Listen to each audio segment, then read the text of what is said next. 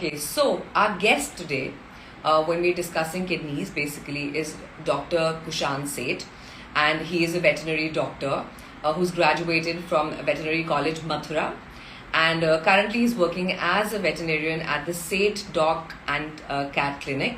And you guys can check out his Instagram page and reach out to him in case if you have any specific queries. So very excited to have him on board with us. And I can see that he has already sent me a request. I'm just going to add him. Yeah. Also, I've already sent you a request. If you can please accept that.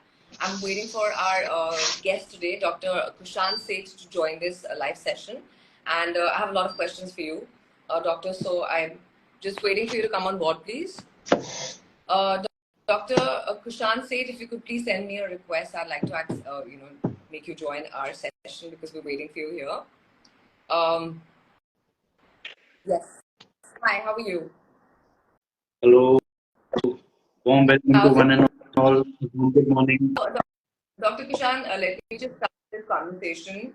And first of all, welcome you on behalf of Drools. Thank you so much for joining us today. Because Sure. we're really looking forward to having this chat with you today because the topic that we're discussing is something that we've not discussed before. And we are discussing issues related to kidneys basically. और मेरा पहला सवाल आपसे ये है कि kidney का primary function होता है डॉग्स में वो होता क्या है? If you could just tell our audience.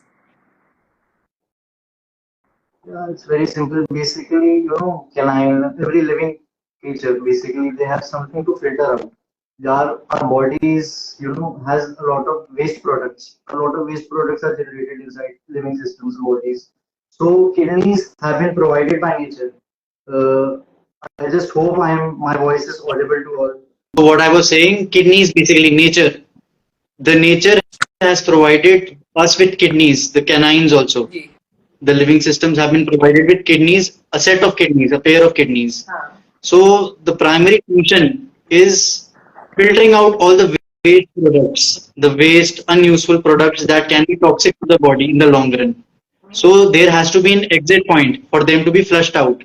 So to flush them out, kidneys serve the purpose of filtering. They perform the function of filtration, primarily speaking. They filter out the waste products, which are then excreted in the form of urine. This is primary function. And apart from them, there are other supportive functions like maintaining blood pressure and blood volume of the body fluids within the system. And RBC production is also one of the functions, one of the major functions. Right. And yeah, that's all. So, Dr. Kushaan, I want to ask you कि renal insufficiency जो होती है dogs में, उसका क्या मतलब है?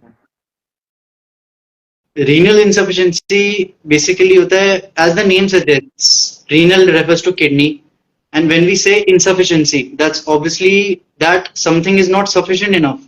Right. So although we have two kidneys, just follow me. Although we have two kidneys, but they are not sufficient enough to produce their function. Correct.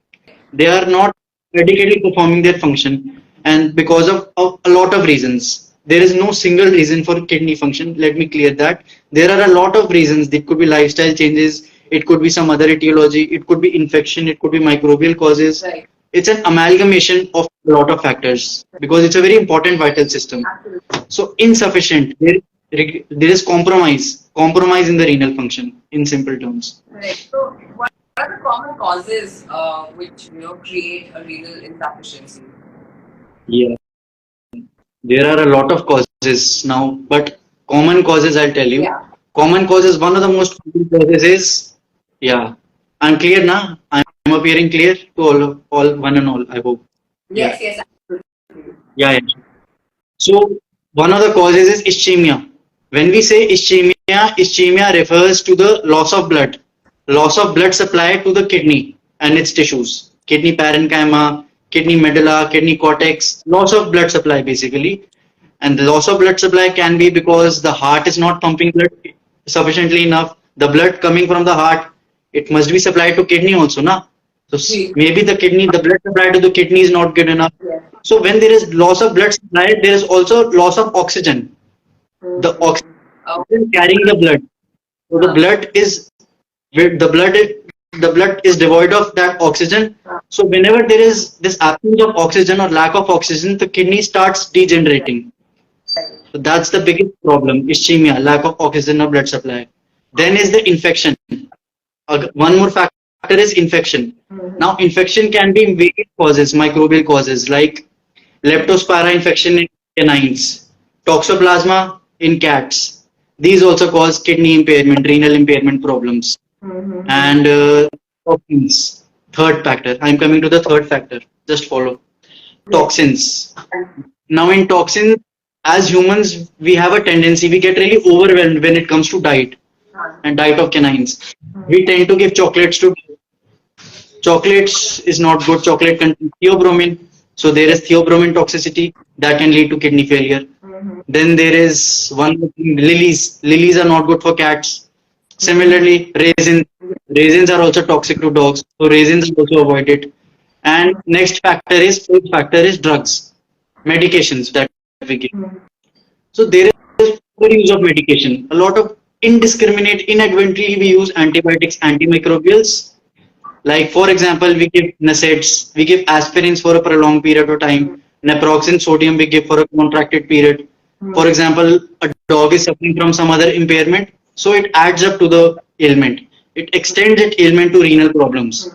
So kidney function is also one of the causing concerns. These are major factors that play a very important role in development. If we have signs, if we have to see any signs in our pets, what signs do we watch out for? Yeah, signs. Basically, when we talk of signs, it's very important that we identify the signs on time because there are two stages, acute and chronic. You might be aware. I hope you are aware of that. Acute means initial stage, like like Doctor Saab, my dog has been ill for 1 or 2 weeks. That is acute. If it has been for 3 months, if a months or years have passed, then it is chronic. So if you diagnose them at acute stage, the signs commonly that you see, there is lethargy, there is nausea. Because right now I just said nitrogenous waste materials are accumulated inside the body in kidney function failure. So when these waste products are there, they are going to cause some harm. They are going to show some clinical signs definitely. So one of them is lethargy. You feel really tired. Pets feel really tired. They appear very dull in shape and they are not in their active mood. Their momentum has become really low. And when there is lethargy, we can relate. When there is lethargy, we don't feel like eating anything. The appetite goes down. There is inappetence, absolute inappetence. And then when the appetite goes down, energy levels are down. So when the energy levels are down, we get nausea. Third clinical sign, nausea. I'm talking about the early signs. These are the early signs one can figure out. Nausea, lethargy, and when we forcefully feed, now to sustain life, we have to give feed to a dog, right? But when there is gastric upset, then it leads to vomiting. When the dog doesn't want to eat food, there is gastric disturbance. It's a systemic problem. Na? Renal problem is not only about renal, it's about other things also. It becomes a systemic problem. It affects blood in such a manner that you face all these clinical signs. Correct. So, doctor, are there some dogs who are more prone to renal insufficiency? Yeah. Reports suggest that reports don't suggest actually. I've witnessed this actually, a part of my experience also. Younger dogs earlier, in earlier times, the younger dogs used to be really active when it comes to immunity and when it comes to dealing with the disease. But older dogs used to be really prone. But now the trends have changed drastically, drastically and unpredictable trends have changed. This is renal disease is one of the diseases. It has become a growing health concern that there is no thumb rule. There is no thumb rule. Anybody can get it if these things are not taken, management is not taken into place. However, precisely addressing your question, recent studies have suggested, I've read, recent studies have suggested breeds like Shih Tzu, Wet and Terrier, Shih Tzu, etc. are predisposed to renal failure. That's what the study suggests. Okay. So you think there is no thumb rule as that, according to you? but still there are certain breeds, according to the research, that which are more prone, according to what you're saying. I want to ask you a question, which is like off the record. I want to know, like, how important is water intake for any sort of kidney-related issues? Water intake. No, no, this is a very good question actually. That was the need of the hour because there are a lot of concerns regarding that also.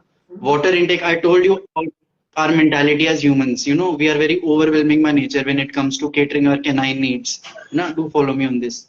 So I'm taking a broader perspective on this question.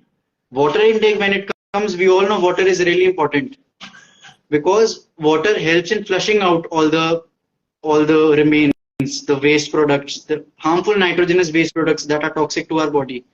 Ultimately, there need to be an exit route.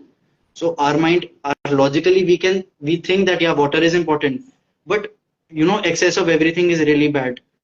The amount of water, yeah, the amount of water that the dog needs, we should give only that much amount. We give in excess. We give in so much excess that it turns out it creates more problem like bloat. Already the food is not being able to be digested because of the toxicants and you're overdosing. So my take on this is don't forcefully give water. Keep a bowl of water in front of your pet. The water that the pet will take will have feels like having, it will have automatically. You don't have to pressurize your pet. And the food that you give, and expanding this, the food that you give for renal purpose already should be having a high moisture content.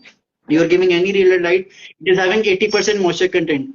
So the remaining part of the thirst that can be covered by that moisture content only. So don't need to give over water. Only give water that is required. Got it. Okay. So that's a good advice, guys. Anyone who's watching this video to know that don't force your pet to have water unnecessarily. Keep the bowl there, and as and when they're thirsty, they know exactly what to do, and they will drink when it's needed. And at the same time, you can give them more hydrated food so that the balance is caused somewhere there. Doctor, I want to ask you: are there any sort of dietary guidelines for dogs with who have kidney issue already? Yeah, dietary guidelines. This thing is a very serious concern, serious health concern, because frankly speaking, this is being neglected. This is the most neglected part, the diet part, because we have a mentality that, for example, I am having butter chicken, butter paneer masala at home. I won't think of the diet. I won't take that stress to think of the diet. I will simply say I will just give some pieces of bread, assorted bread from my plate to him. But that is not how things work. You should, and especially when you're having a renal problem, simple thumb rule is low obesity diet, low fat or fat free is best, low protein diet. That is the best thing you should follow. And gluten free, or if possible, keep it gluten free only. We give gluten thinking that gluten fulfills our stomach. It is right, but gluten adds to the problem. When you are having a renal problem, when the pets are having renal insufficiency, gluten adds to the problem. So instead, you should give light diet. Semi-solid diet is the recommendation. Like you can give paneer water, rice water. That is the best thing you can give. And avoid citrus fruits. This is a general guideline. Okay. Yeah, that's pretty simple, I think, to follow, honestly. Sounds pretty much like how we work with the dietary plans for humans. I think gluten is not working out for most of us. So, okay. I'm going to take my last question, with you, and then we're going to move to the audience and take questions from them. Can you recommend any sort of supplements that may help a dog with any sort of kidney disease? Pardon, please? Supplements. Can you repeat? Would you recommend any supplements for a dog that might be suffering from a kidney disease? Yeah, talking of supplements, actually talking of supplements, usually in renal problems, just follow what I say. Okay. In renal problems, there is phosphorus binding. There is a phenomena called phosphate binding, because of which there are aggressive clinical signs. So we have to check the phosphorus binding. Checking phosphorus binding is important. For that, in the markets, there are phosphate binders available. Correct. So we should give something, a supplement, that kind of supplement should be recommended to solve this purpose, that has phosphate binders and added potassium and reduced sodium levels. For example, I use this I have been using for a very long time, and this has been a very helpful product. Vet Pro. Our inventory is full of Vet Pro Renal and more such products. Okay. Very good. And for renal problems, one more thing: corn, soya, avoid. Just avoid. Such kind of heavy grains should be avoided. Right, right. Corn and soya. Okay. If possible, give hydrolyzed proteins. Hydrolyzed proteins are useful. Right. Other proteins are not useful. Okay. For kidney problems, one thing is sure: give good quality of protein. Right. High protein is not recommended. Give low level of protein, but the protein that you're giving should be of high quality. Okay. Hydrolyzed protein is the best example. Okay. I'll quickly just take one more question from you, which I wanted to ask you was, if we have a pet that has any sort of a kidney issue or a renal insufficiency, is there a lifestyle change that we can bring about to make things better for them? See, renal insufficiency is a problem where the blood is affected, to be really honest. Not only kidneys are affected because kidneys try to follow. Kidneys supply blood. Kidneys supply processed blood, filtered blood, the blood that is safe. But when there is sufficiency, there is filtration problem. Unharmful substances are not secreted in the urine, they are in the system. So to check that, water supply is one of thing that we just mentioned right now. Right. Adequate amount of water, not less, not less, adequate amount, the amount that is needed for your pet, just sufficient enough. And two more reasons I have. The other things that you can keep in mind is don't take your pet outdoors. Don't take your pet outdoors. Keep it, keep them within the vicinity of your room only. Keep them with them, keep them indoors. That is the best thing you can do because when you take them outdoors, they are likely to get prone to environmental influences or contamination from inside. When they're already their inner system is not working well, kidney, which is the major vital organ, that is being compromised. Why you should compromise them more on other health issues? So it's the best thing that keep them in a safe and secure place. And there is nothing safe and secure like home. Keep them within the vicinity of your four walls.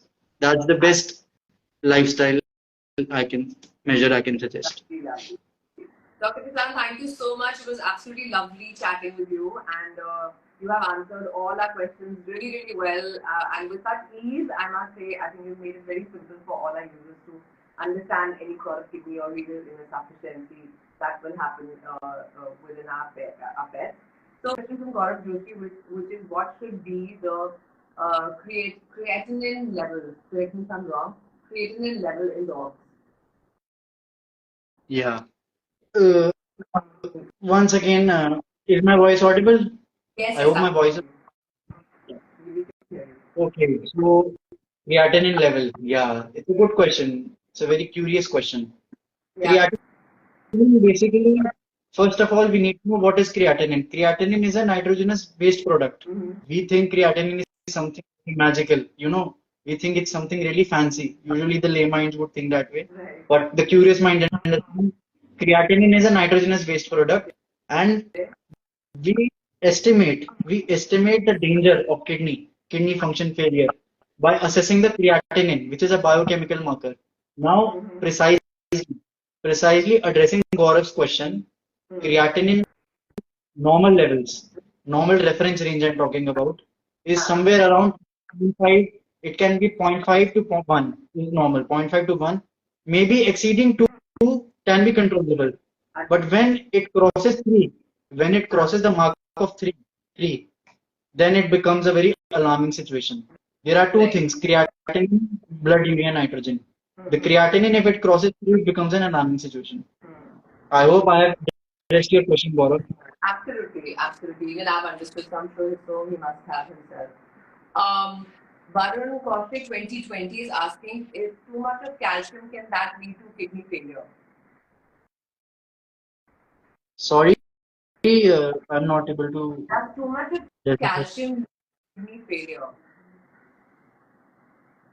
What is he asking? Just is he asking that is calcium impacting the renal function in any way? Is He's saying, that yeah, if too much of calcium intake can lead to any sort of kidney failure. If the dog is taking too much of calcium intake, can it lead to kidney failure? Yeah, that can lead to kidney failure, definitely. And excess of anything is bad. You have to make sure that you are taking things adequately, giving the right amount and in adequate quantities. This is the key because, and now let me tell you one more thing. Calcium, too much of calcium, I'll tell you, I'll try to understand, just follow me. When you give too much of calcium, there is an imbalance. You think you're doing a very good thing. You are working towards growing the bone density, right? Calcium improves bone density, and there are many functions. Correct. You think very overwhelmingly we think that calcium is good, but actually giving excess calcium in excess quantities and amounts, we are actually we're creating an imbalance within the system. There is a ratio called calcium phosphorus ratio that might get disturbed. So when there is more of calcium, there is depletion of phosphorus. So these are Right. things we need to take care of, and then that may lead to other complications in the long run if we keep giving calcium. Like there can be rubbery jaw in your dogs, and there Right. can be mandible, deformities of mandible. It can cause bone deformities in the long run. Absolutely. So my final take is everything in moderation. Everything. Everything in moderation. Absolutely. Keep things balanced, and I think nothing can go wrong. Okay, I'm gonna just take one last question here, which is, let me just see which one we can pick because there are lots of questions still coming in. But guys, we're gonna run short on time, so I'm just gonna take one. Let me see one second. Okay, there are lots of questions, guys, coming here, which we have already discussed in our chat. So if you want to, you guys can always go back to the chat that will be posted on the page. And you can. I'll take my last question from Gaurav Joshi again, which is: can renal insufficient dogs can they survive? See, survival we cannot guarantee. See, the kind of profession we are in, we can't simply by word of mouth, we cannot guarantee anything. That's for sure. But we can improve we can sustain the life, sustaining the life of a flower. You understand? Sustaining the life of a flower which is dead, which is shrinking. We can add blossom to its life, we can sustain. We can improve the standard of living by quality of life, by improving on diet, on other lifestyle changes, by preventing the diseases, the ailments that could further spring up in the long run. We can sustain their life this way, like the ways we have discussed also. Okay, so in that case, I'm going to pick one winner who's going to win a hamper today. And according to me, that's the question that Varun Kaushik asked. So, congratulations, Varun, you're the winner for me. You're going to get a hamper from Drools. So, congratulations, and guys, the other ones you're going to get from us the next week for sure. So, Varun Kaushik, VARUNKOWSHIT 2020, you're the winner for today. Congratulations. And guys, that brings us to the end of our session today. And Doctor, it was really nice talking to you. Thank you so much on behalf of Drools for joining us. Most welcome. Thank you. And we hope to bring you back again with another topic, maybe on some other Sunday. Sure, and sure. Thank you. And thank you, audience, for being there, always joining us. It's a pleasure chatting with you guys. And don't forget today's vegetarian day. So if you guys can, check out the Drools vegetarian products, which are very 100% veg, but gives you all the nutrition you need for your pet. Do check out our products. This is me, Sukhmani, saying bye and thank you. And thank you, Dr. Kushaan Seth, for being here with us today. It was lovely having you. And before I sign off, I just say that keep feeding. Thank you to one and all for being such a lovely audience and raising your questions. It was a lovely experience. Especially congratulations and a heart full of thanks to Drools for providing me such a platform to share my viewpoint, views on the topic, and to share my guidelines. And hope it was of some help to you. Thank you so much for being a lovely audience, and thank you to all the organizers of this Drools for this initiative, lovely initiative. Thank you so much. The pleasure is all ours, and we will see you another time, Doctor. Thank you. Most welcome. Thank you so much. Bye. You all have a lovely Sunday. I'll see you next Sunday once again at 11 o'clock. Bye.